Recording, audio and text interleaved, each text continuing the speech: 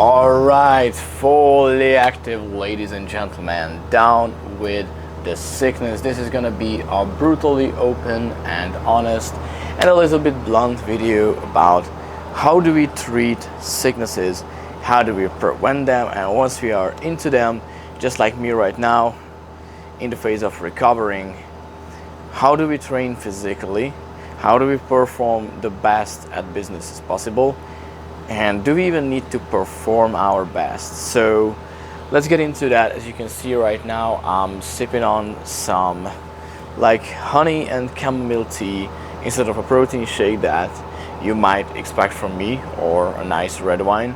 So none of them are in the equation right now, and I will explain it very soon, that exactly why. Oh, this is pretty good, pretty warm. But yeah, let's get into the middle of things. So, as you can see, and probably hear on my voice as well, I got quite sick. So, it was mainly due to the air condition, probably due to exhaustion as well. So, lately, as I have been introducing many new, more moving parts and a higher volume of content and client delivery to my business, of course, at the beginning you are not so resilient to changes. So as I have implemented a lot of changes in my business right now, and that took a lot of time and effort to overcome, then yeah, I probably hit a plateau because I was still going hard in the gym. I was still socializing in the meantime. I was still trying to balance everything in my life, faith, family, relationships, whatever. And looks like my body has reached a point where it said, okay, now it's time to rest. Now it's time to replenish a little bit. And I'm glad I listened to my body, because now I'm happy to share my experiences with you and hundreds of previous own and client experiences that we had in the past. So, how do you stay on top of your business priorities when you're sick? To be honest, it's very simple. You always prioritize, just like you would always do, the high leverage, the high ROI activities. You crank them out in the morning or that time of the day when you feel kind of like the highest, right? Because when you're sick, probably you're gonna wake up trashed in the morning. I'm gonna explain it very soon why. But once the medication you might be taking or the supplementation that you might be applying to your body, that starts taking into effect, then you can crank out the most important 3 to 4 hours of your day when you do your deep work, when you actually move the needle. And the smaller tasks you either outsource or delegate, right? Or you can just simply do them when you are kind of like at your lowest, you're just maintenance mental levels. But yeah, I mean, you can still write a couple of cold emails, right? Or you can have a VA do that for you. So, or whatever business model you're following, there are still tasks that can be fairly automated. So you really need to just put that like 3, 4, 5 hours of intense focus into your day. And of course, that should come when you are kind of like feeling the highest. So, but why does not that happen in the morning? So usually when you sleep, when you're sick, your heart rate, your resting heart rate will be higher, your respiratory metrics will be higher, which means that your body is putting more and more intense work into just recovering yourself. And of course you can see that on your Oura Ring stats if you have an Oura Ring, or your Hook Band, or any kind of health tracking device that you have, or simply just your handsome and brilliant coach can tell you that, okay, I have read your data that we have synchronized with our app, and this happened in your body, and these are the consequences. So now you have to recover. And if you still have no idea who that handsome and brilliant coach is, well, check out the social media links in the description. Jokes aside, it's very important to acknowledge that you won't have perfect sleep when you are sick. So if you recently started a sleep protocol, or you recently started improving your energy levels, probably when you got a flu, when you got a cold, you won't hit as high sleep scores you would be having normally.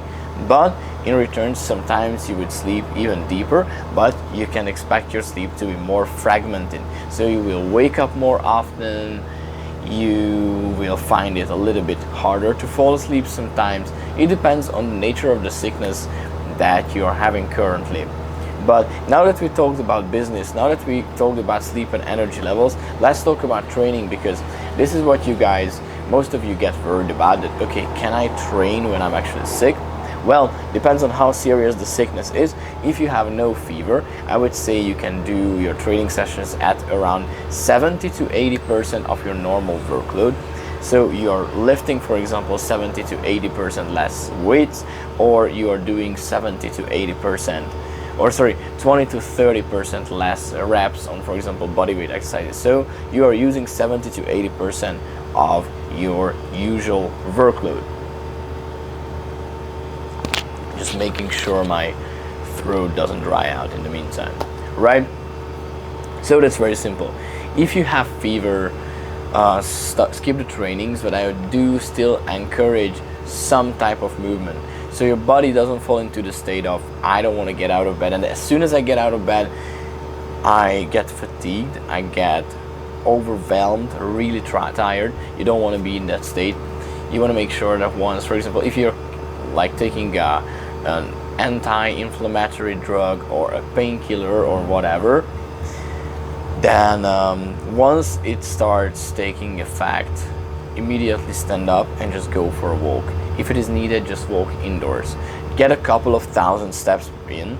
I would still, if I would be like very sick right now with 39, 40 degrees Celsius fever, I would just wait until I'm a little bit better, I'm at the highest point of the day, even if I feel trashed by then, right?